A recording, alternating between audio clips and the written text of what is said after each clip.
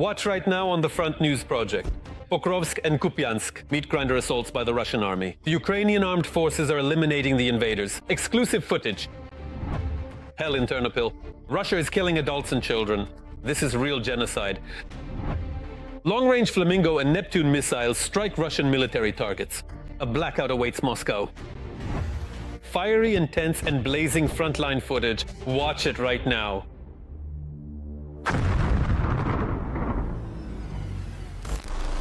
Greetings. Vladimir Timoshenko here with you, and we begin right away with the most terrifying news. Hell in Ukrainian Ternopil, dozens dead, including 3 children and more than 70 wounded. In the early hours of Wednesday, November 19th, Russia launched another massive combined strike on Ukraine. And yes, it was Ternopil that found itself at the epicenter of the Russian terrorist attack. Our colleagues from the television news service will tell and show you more about this horror in detail. Russian missiles and Shaheds attacked residential buildings at 7 in the morning. In this building, the occupiers destroyed the top 4 floors. The sound of the Shaheds is like a mosquito. At first it flies separately, then it gets closer, and when it falls you can hear that a drone is dropping, flying down. The rockets were also very loud with their characteristic whistling sound. The rescue operation continued all day. The number of victims kept rising. The people under the building aren't talkative. They pray that their loved ones are alive. I don't know what's happened to him. I don't know what's happened to him. I don't know. They're on the 6th floor, but I see that their section is intact. Well, where their apartment is. Is there any contact with them? No, there isn't. I just came to see my sister, but I stepped aside because my phone rang. Are all your loved ones safe? Yes, everything's fine. Can I talk to her? I don't know whether she'll be able to speak at this point. Nearly 200 rescuers were working at the site of the collapse. Among them were dog handlers and psychologists. There are more than 20 people whose relatives can't reach them. Among them is a 20-year-old man. After several hours, rescuers find him among the rubble and try to reach him, talking to him constantly. The rescuers keep in constant contact with him. As you can see, they are constantly working up above. Unfortunately, at this location, we can see that the structures from the 4th to the 9th floor have been destroyed. And here is the moment of an incredible rescue. The young man who was trapped for half a day is alive.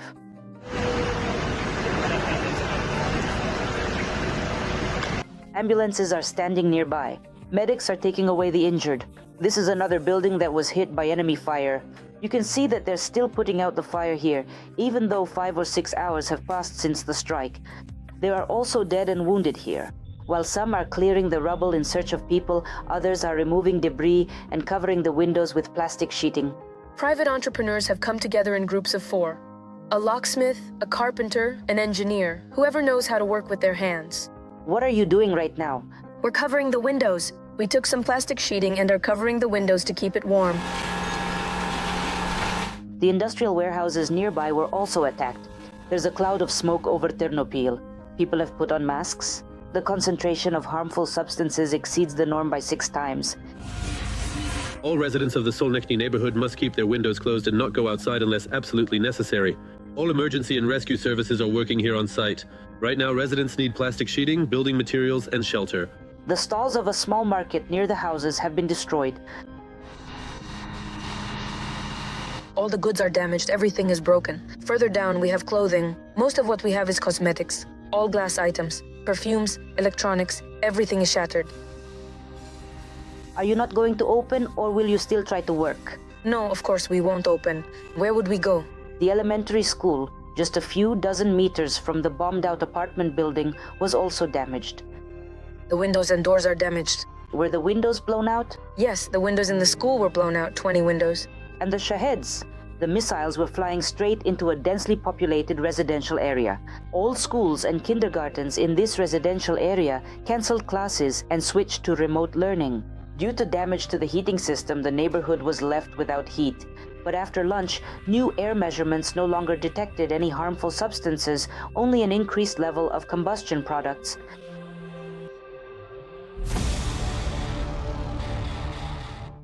And now an analysis of the current situation on the long-suffering Pokrovsk front line. The bloody rampage of the enemy army continues here as well. On the Pokrovsk front, since the beginning of the day, the occupiers have attempted to advance on the positions of Ukrainian units 55 times. The aggressor operated in the areas of the settlements of Shakov, Novoe Shakovo, Pankivka, Nikanorivka, Chervony Lyman, Rodinske, Mirnohrad, Novoekonomichne, Rivne, Pokrovsk, Novopavlivka, Novonikolaiivka, Filia, Dakhna, and in the direction of the settlement of Hrishain. Fighting is still ongoing in 4 locations. Yes, Pokrovsk and Kupiansk continue to remain at the center of hostilities. At the same time, just think about it. The armed forces of the Russian Federation are using the civilian population in Pokrovsk as a human shield. This is evidenced by intercepted Russian radio communications. And in Kupiansk, the Russian army still hasn't managed to secure its so-called criminal success despite various propaganda stunts. Here are the details. Pokrovsk played a cruel trick on the occupiers. While the enemy threw all its forces into a desperate attempt to take control of the ruins of the city destroyed by the Russian army, the Ukrainian armed forces launched a counterattack 200 kilometers to the north in Kupiansk. The enemy forces suffered huge losses there, reports the Ukrainian command, and were forced to retreat. The enemy was cleared out on the northwestern outskirts. They're not there anymore. And that's a huge achievement. In fact, the Ukrainian armed forces have cut off the Russian invaders in the northern part of Kupiansk from their main supplies of food, cannon fodder, and ammunition. Next, according to Commander Fedorenko, his unit and adjacent units began identifying the locations of the remaining Russian sabotage groups and clearing them out. As of now, the operation is almost complete. If you open a map that more or less accurately reflects the current line of contact, you'll see that the enemy forces have been pushed back quite significantly from the northern outskirts of the area. And what does that mean? The farther we are able to drive the enemy military forces away from the northern outskirts of Kupiansk, the less space they have available to send their sabotage groups into the city itself. But unfortunately, the Ukrainian armed forces cannot boast of such brilliant successes on another of the hottest sections of the front near Pokrovsk or in the city itself. Russian assaults there do not stop day or night.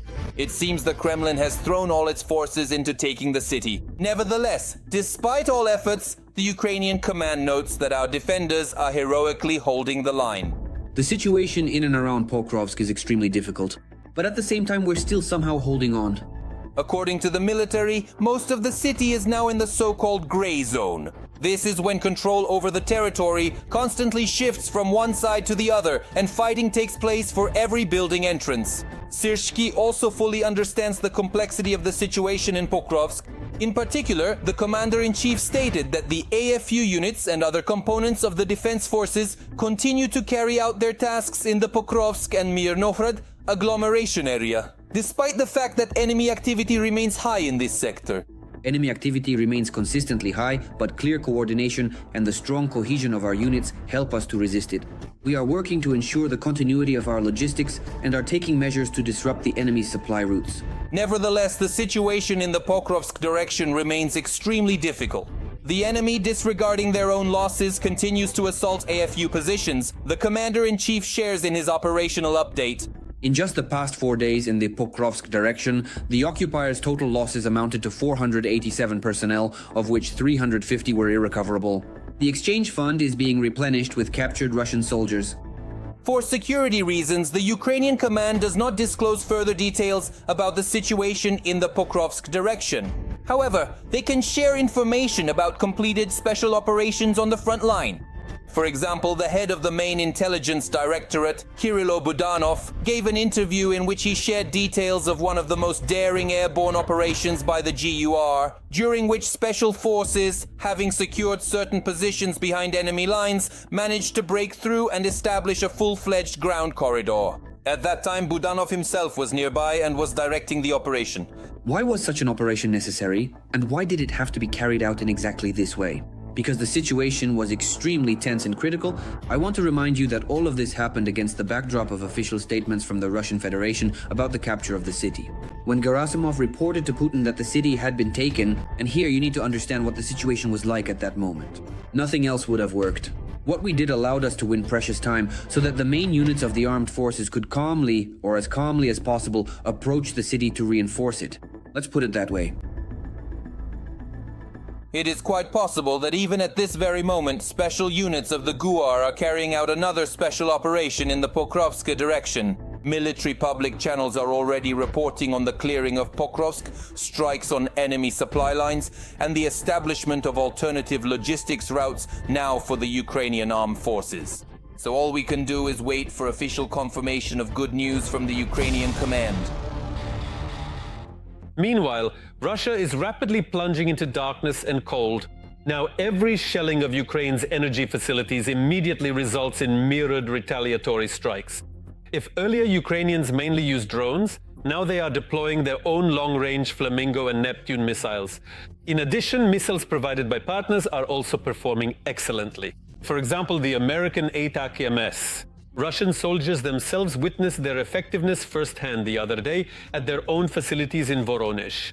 We will tell you how the war has now reached the territory of these would-be conquerors. Ukrainian long-range drones are cutting off electricity in the occupied Donbas. And short charger phones. Looks like they've decided to cut our power everywhere.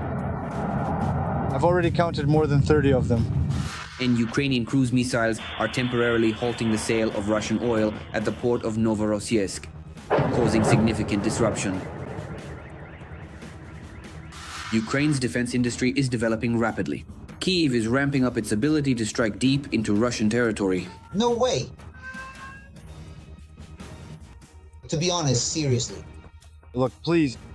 Okay? Where did we end up? What an incredible ride that was. Damn, do you see that over there? That's Belgorod. Basically, there's absolutely no power anywhere at all in Belgorod at this time.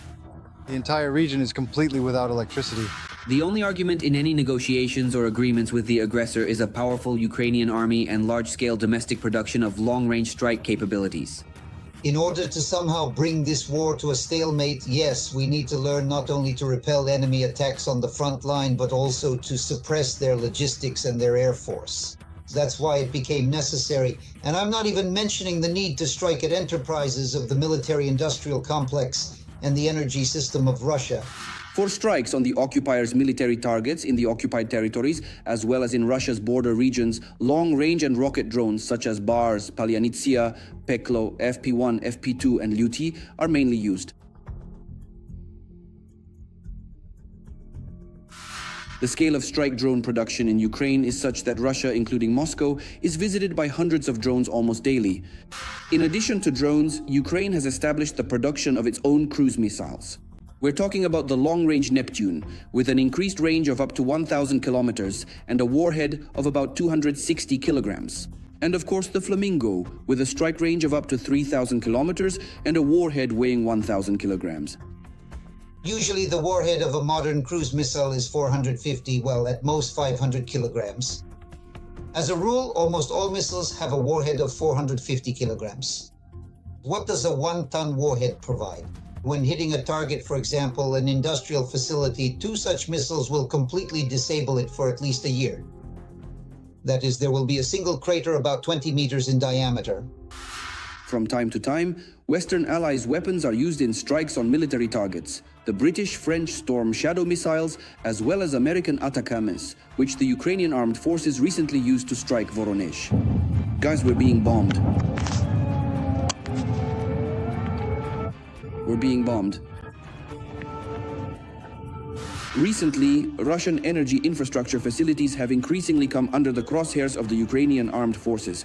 By cutting off electricity to Ukrainians, Putin is dooming Russians to blackouts. Given the climatic conditions of the Russian Federation and the tactical and technical characteristics of the Ukrainian side's strike capabilities, Russia is facing a harsh winter, both literally and figuratively.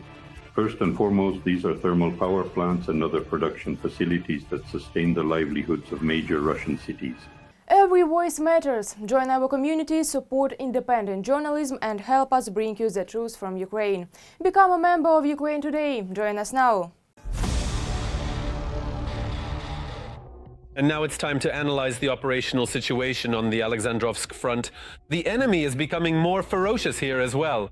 On the Alexandrovsk front, the aggressors attempted to break through the defenses of our defenders 12 times in the areas of the settlements of Alexandrovgrad, Voronoe, Sosnovka, Verbovoe, Zlagoda, Privolnoe, Egorovka, and Krasnogorskoe. The settlement of Velikomikhailovka was also subjected to an airstrike.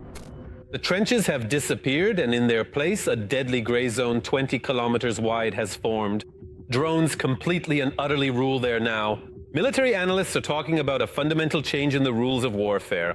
What are the risks for Ukrainian defenders, and why are the armed forces of Ukraine winning the drone war?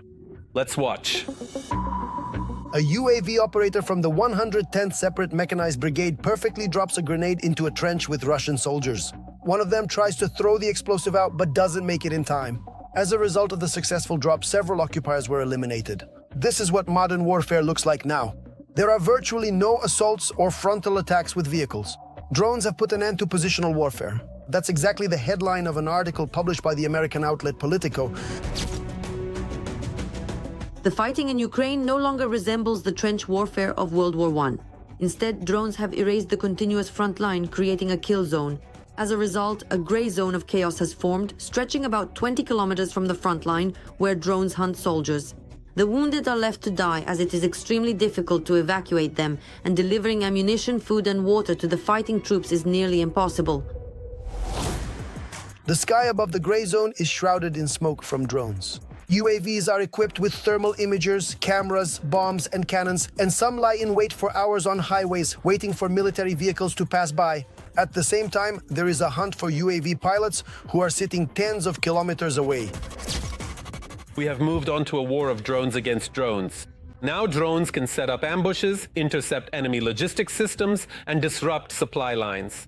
In addition, it has become more difficult to hold positions. If you are detected, all the weaponry in the area will immediately be directed at your destruction. Pavel Palisa, Colonel of the Ukrainian Armed Forces. Russian military public pages are quoting this article, but as always in their own way. Here is one example of Russian propaganda where it is written that Russian drones do not let the Ukrainian armed forces rest, although in reality it's exactly the opposite.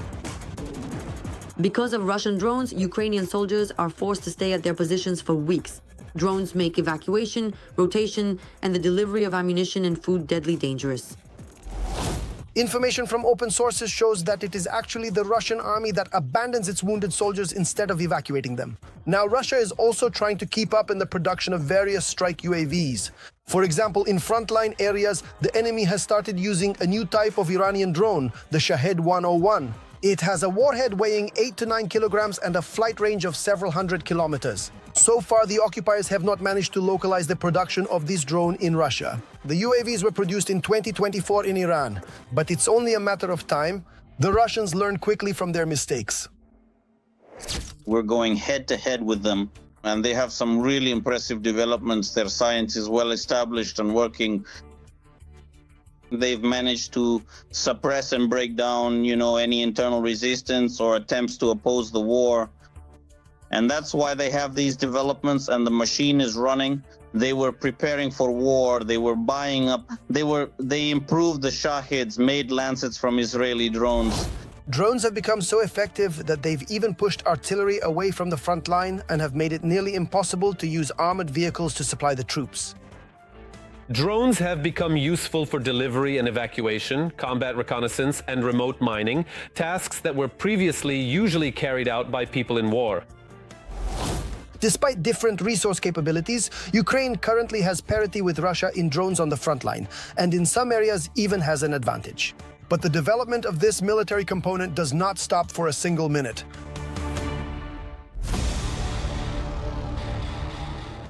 Well then, right now let's move to the Kostiantynivka direction of the front. The Russian world continues to destroy, kill, and maim here as well. In the Kostiantynivka direction, the Russians launched 25 assaults on the positions of Ukrainian units in the areas of Bila Hora, Kostiantynivka, Shcherbinivka, Toretsk, Klishchivka, Rusin Yar, Stepanivka, and Sofiyivka. Ukrainian defenders repelled all enemy attacks. And now attention. German Chancellor Friedrich Merz has announced the delivery of long-range missiles to Ukraine. Which ones exactly? That will become known very soon. In addition, Ukraine has received its first Terrahawk Paladin anti-aircraft systems. Let's not forget about the unprecedented military aid from Spain. More details about the latest additions to Ukraine's arsenal are coming up in the report. Even more aid and support, the German Chancellor has promised to equip the Ukrainian army with long-range weapon systems. However, Merz did not disclose details about the number of missiles or the delivery timeline. For months, we have been working intensively with the Ukrainian government on implementing long-range fire projects, as we call them technically. The Ukrainian army will be equipped with such weapon systems. At the same time, the Chancellor refused to answer the question about Germany's previous reluctance to supply Ukraine with long-range Taurus cruise missiles. He called this approach a tactic to increase pressure on the aggressor country, Russia. The possibility of actually operating the Taurus missiles directly depends on the overall level of training and expertise of the technical personnel involved. So apparently the main point here is that only Bundeswehr servicemen who are specifically trained can currently use the Taurus missiles. Training Ukrainian specialists would take quite a long period of time, likely requiring additional preparation and instruction before they could reach the necessary level of proficiency. Germany is the largest European donor of military aid to Ukraine. Since the beginning of the war, the government has provided Ukraine with assistance totaling more than 50 billion euros. In September, Berlin launched a new initiative to procure long-range drones jointly with Ukraine's defense industry. Germany will also allocate an additional 150 million euros to purchase weapons from the US for Kyiv. Germany is well aware of the possibilities of direct military confrontation with the Russian Federation. That is why it is deeply invested in ensuring the defense capability of the Ukrainian state and, accordingly, in the technical rearmament of Ukraine's defense forces. Meanwhile, the Ukrainian Air Force has strengthened its air defense with the new British Terrahawk Paladin weapon system. The number of units delivered has not been disclosed, but even a small batch of such systems will significantly enhance Ukraine's air defense. For the Ukrainian side, this means creating a so-called point air defense system at the moment, that is, protecting key logistical and military facilities from being hit by the enemy's aerodynamic weapons, primarily referring to UAVs. This system is fully mobile and accordingly allows for its redeployment to any location, and given its autonomous operation, this significantly increases Ukraine's ability to counter attacks from the Russian Federation at any given moment in time. Spain will also allocate 615 million euros to support Ukraine, the lion's share of which will go specifically to military needs. First and foremost, this is a program for additional arms purchases for the needs of the armed forces of Ukraine from the United States. The second is accordingly the strengthening of Ukraine's air defense systems. And accordingly, this concerns the nature of logistical and technical support, including the transfer by the Spanish side of heavy armored vehicles and weaponry that are currently in service with the Spanish army. Since the start of the full-scale war, Ukraine has ramped up weapons production and the implementation of new technologies, which are already being used on the front lines. The volume of domestic weapons production has increased by dozens of times. Ukraine has scaled up the production of the Bogdan self-propelled howitzer to 20 units per month. These are record numbers even for NATO countries. And a distinctive feature is that it uses a modified 155mm caliber. This is the NATO standard. Plus, of course, the price-to-quality ratio. In addition, Ukraine's defense forces have increased artillery shell production, and the increase has been record-breaking. And we're talking about scaling up the production of both FPV drones and accordingly strike drones with a target range of over 1,500 kilometers. Earlier, Volodymyr Zelensky stated that the production of domestic weapons, particularly ballistics and drones, is one of the key tasks for the authorities and manufacturers. It is also worth noting the scaling up of electronic warfare systems and radar production. In this segment, once again, Ukroboronprom holds one of the leading positions in the world, and accordingly the production of naval munitions as well. All this means that Ukrainian developers have demonstrated the ability to create high-precision weaponry capable of destroying important enemy military targets deep behind the front lines.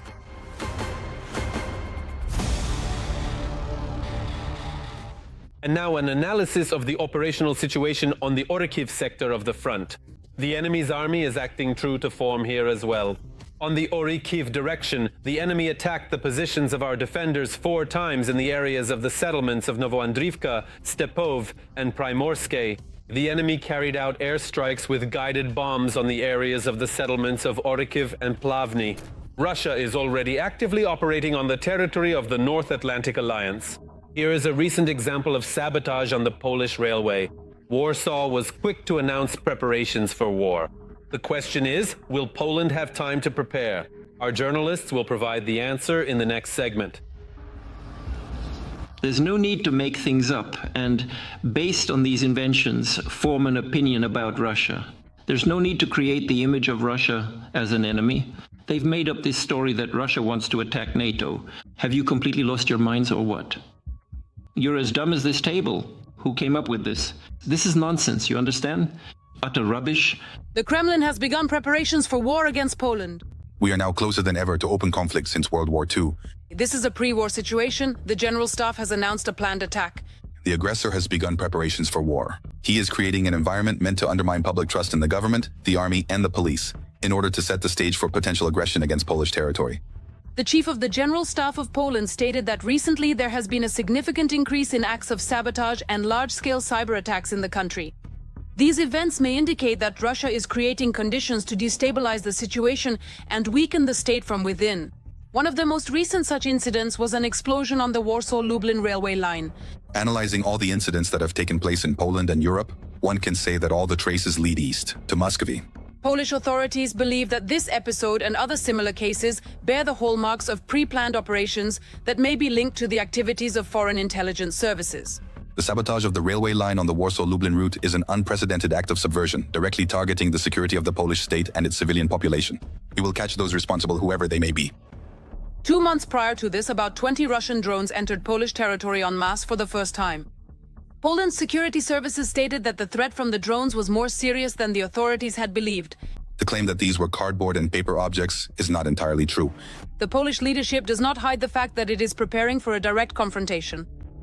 We can respond to these threats either symmetrically or asymmetrically. We have the full arsenal of tools at our disposal. Military analyst and former SBU officer Ivan Stupak is convinced that the Kremlin is already waging a hybrid war against Europe, and the only question is when it will escalate into an open conflict. For Russia, what it is currently doing in Europe is already a war. Asymmetric, non-linear, hybrid. Call it whatever you want, but it is ongoing. Poland's strategic position between the Kaliningrad region and Belarus makes it one of the key countries for the security of all of NATO.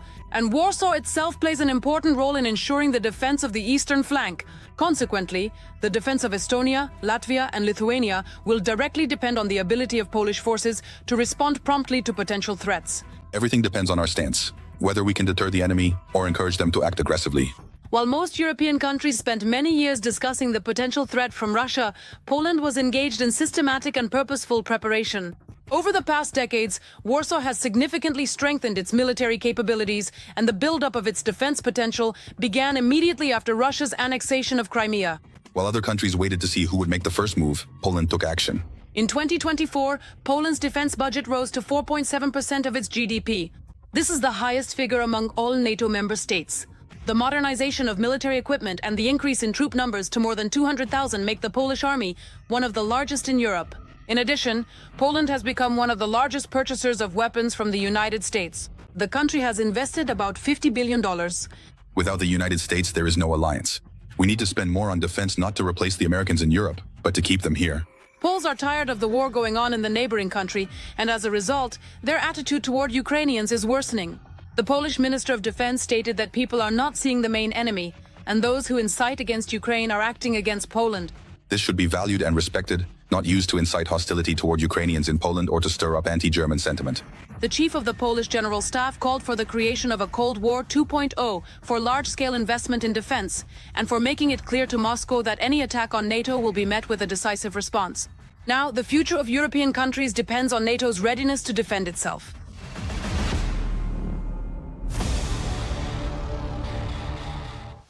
That's all for today. But very soon on Front News, you'll see new, unique reports from our journalists in the hottest spots of the war, gathered so that you know the truth. This was Vladimir Timoshenko with you. Take care of yourselves and your loved ones.